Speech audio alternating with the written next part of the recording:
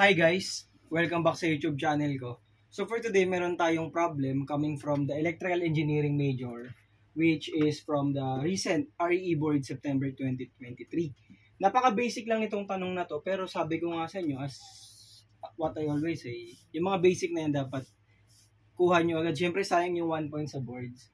So ang problem natin is calculate the total resistance of 11 33 kilo ohm resistors connected in parallel. So let us recall na kapag meron tayong mga resistances or the resistor, may mga resistance value yan, di ba guys? So pwede siyang maging connected in series, parallel, or even combination. So let us recall yung mga formula, especially when it comes to those type of combination.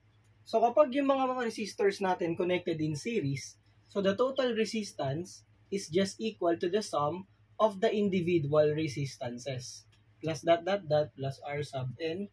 And recall that this is for series, guys. Okay?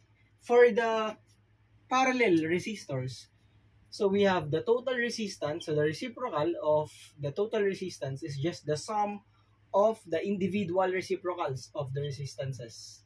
So 1 over R sub 1 plus 1 over R sub 2 plus 1 over R sub 3 up until kung hanggang saan man yung binigay natin.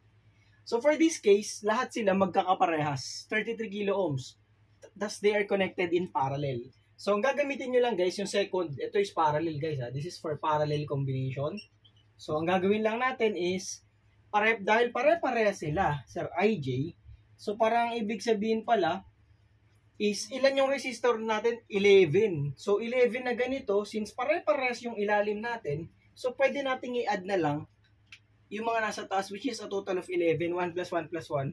11 na 1, so that is just equivalent to 1 over R sub t is equal to 11 over the resistor value, which is the 33 kilo ohms, right? Tama ba mga Lodi Geeks? Okay? So that will be, so ang mangyari is R sub t is equal to 33 kilo ohms all over 11. So that is just equal to 3 kilo ohms. Napaka-basic guys, oh. Wag kayo magkakamali dito, ah. Tapos guys, reminder lang pala, baka kasi tanong sa inyo kapag sa capacitors. Kapag sa capacitance naman, yung sa series, baligtad. So kapag series yung capacitance, yung mga capacitors natin, so ito yung gagamitin nyo sa series na capacitor. Kapag parallel, ito naman siya. Just in case lang, baka lumabas, di natin masabi kahit napakadali niya. And thank you so much mga Lodi Geeks sa patuloy na support sa channel natin. I hope you all the best. Kita-kits sa mga susunod na engineering and math-related contents natin. And God bless you all. Bye-bye!